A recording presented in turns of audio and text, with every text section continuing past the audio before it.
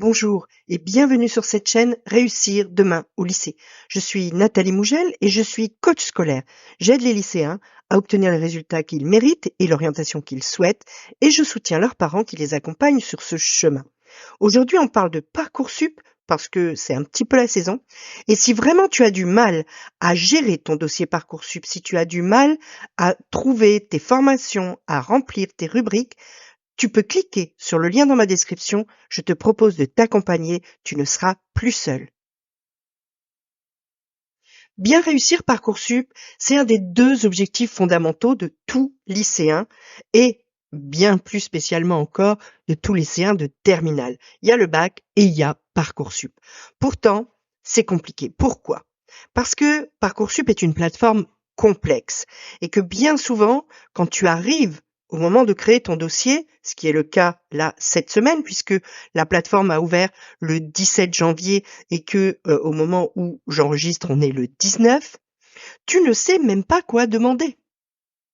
Alors, la première chose que je voudrais te dire, c'est qu'il faut dédramatiser Parcoursup. Parcoursup n'est pas un espèce de monstre qui va venir t'attraper par les cheveux pour t'asseoir dans une classe où tu n'avais pas envie d'aller.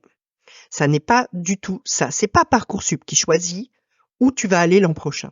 Parcoursup n'est qu'une courroie de transmission qui recueille tous les dossiers, toutes les demandes et qui ensuite les dispatche dans les formations. Et ce sont les formations qui, elles, vont décider qui elles prennent et qui elles ne prennent pas. Donc, dédramatisons le truc, Parcoursup n'est qu'un outil. Pour bien réussir Parcoursup, il faut passer par 5 étapes qu'on va détailler maintenant. La première étape, c'est de dépasser tes peurs pour faire un choix qui t'est personnel. Un choix qui t'est personnel, même s'il est très ambitieux, par exemple. Et ne pas te laisser freiner par cette petite voix qui est dans ta tête et qui te dit « Ah ouais, mais non, mais ça, tu peux pas le faire, tu y arriveras pas, c'est pas possible, c'est trop dur. » Il y en a j'en connais qui sont allés et puis ils ont raté tout ça. Tout ça, c'est des croyances limitantes. Ou bien ne pas écouter les gens qui te disent la même chose. Ah ouais, mais tu sais, le fils du voisin, il a tenté cette formation-là, il s'est fait laminer. Ouais, mais le fils du voisin, c'est pas toi. Donc, tu dois te sortir de la tête toutes ces croyances qui viennent te freiner, qui viennent t'empêcher de demander la formation de tes rêves. Et tu dois demander la formation de tes rêves, même si tu as peur, peur de pas être pris, peur de pas réussir, etc. Demande-la. Tu vas regretter dans 10 ans de ne pas l'avoir fait si tu ne le fais pas. La deuxième étape, c'est d'ensuite imaginer la vie de tes rêves. Quand tu as éliminé tes peurs, tu vas pouvoir rêver. Tu vas pouvoir enlever tous les brouillards, tous les filtres qui venaient t'empêcher de vraiment rêver dans ta tête la vie que tu veux pour toi. Visualise cette vie que tu veux pour toi-même.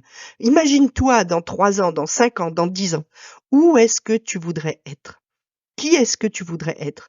Imagine-toi de façon précise, mets-y des odeurs, mets-y des sensations, mais imagine des scènes précises de ta vie quotidienne, de toi dans 5 ans, dans 10 ans, et vois les sensations que ça te procure. Si tu te sens bien, si tu te sens épanoui, tu te dis c'est trop ce que j'aimerais, peut-être que c'est ça qu'il faut que tu demandes. Si par contre tu as un peu des frissons négatifs partout dans ton corps et que ton corps te dit oh là là, j'ai pas envie d'y aller, j'ai pas envie d'y aller, j'ai pas envie d'y aller, peut-être que ce n'est pas la vie de tes rêves. Mais en tout cas, ça vaut le coup de commencer à rêver. Même si après il faudra revenir à la réalité et faire d'autres vœux que le vœu qui correspond à ta vie de rêve, parce que comme tu n'es pas sûr d'être pris, il va falloir quand même que tu joues la sécurité. Tu as le droit, à un moment donné, d'essayer au moins de réaliser tes rêves et tes ambitions. C'est bon, t'as plus peur, tu sais où tu veux aller. Maintenant, trouve les ressources dont tu disposes, celles qui sont en toi, tes qualités, tes talents, tes forces, qui vont te permettre de réussir dans cette formation que tu souhaites si fort. C'est très important que tu ailles regarder au fond de toi quelles sont les qualités que tu as, quels sont les talents, les choses que tu sais faire, les choses que tu fais facilement, les choses que tu fais bien. Quelles sont aussi dans tes qualités, par exemple tes qualités au niveau de je suis ordonné, je suis organisé, ou je ne le suis pas, mais du coup je dois le devenir, etc. C'est un espèce de tableau de ta personnalité que tu vas dresser pour trouver en toi les ressources de ta réussite. Maintenant que tu sais ce que tu veux, quelles sont tes ressources pour y parvenir et comment tu veux faire ton avenir, il te reste plus qu'à trouver la formation qui correspond. Alors, ça a l'air simple comme ça quand on le dit, sauf que sur Parcoursup, des formations, il y en a 23 000. Donc, il va quand même falloir réfléchir là aussi un petit peu à comment ça se correspond, la formation en face de laquelle tu es, dont la fiche se présente à toi, et ce que tu veux, tes talents, etc. Hein. Pareil, à tous les stades, à toutes ces étapes, moi je peux t'aider. Pense-y, c'est vraiment important parce que c'est la direction que tu vas donner à ta vie qui se trouve là. Et même si c'est vrai qu'on le sait maintenant, au cours de ta vie, tu vas peut-être changer de métier, etc. Il y a quand même toujours une direction commune aux choses qu'on fait. C'est très rare qu'on fasse des choses qui sont diamétralement opposées à un moment de sa vie et à un autre. Donc, il va falloir que tu ailles chercher dans ce grand catalogue de formations celles qui permettent de transcrire dans une réalité tout ce dont tu viens de découvrir, tout ce que tu viens de savoir sur toi. Et donc, c'est important que tu fasses le bon choix dans les formations. Et c'est là aussi qu'il va falloir que tu trouves des formations qui sont à des niveaux divers de taux d'accès. C'est-à-dire que tu fasses des choix d'ambition, des choix de réalité et des choix de sécurité. Hein. Choix d'ambition, ça peut être des formations qui t'intéressent vraiment beaucoup, mais qui sont très sélectives, avec des taux d'accès très bas. Par contre, choix de réalité, des formations qui te correspondent toujours, mais où là, le taux d'accès est quand même beaucoup plus intéressant, où on tourne à 50% par exemple de taux d'accès, qui te correspondent peut-être un peu moins, qui te font moins rêver que la première, mais qui vont quand même te permettre de réussir ce que tu veux faire de ta vie.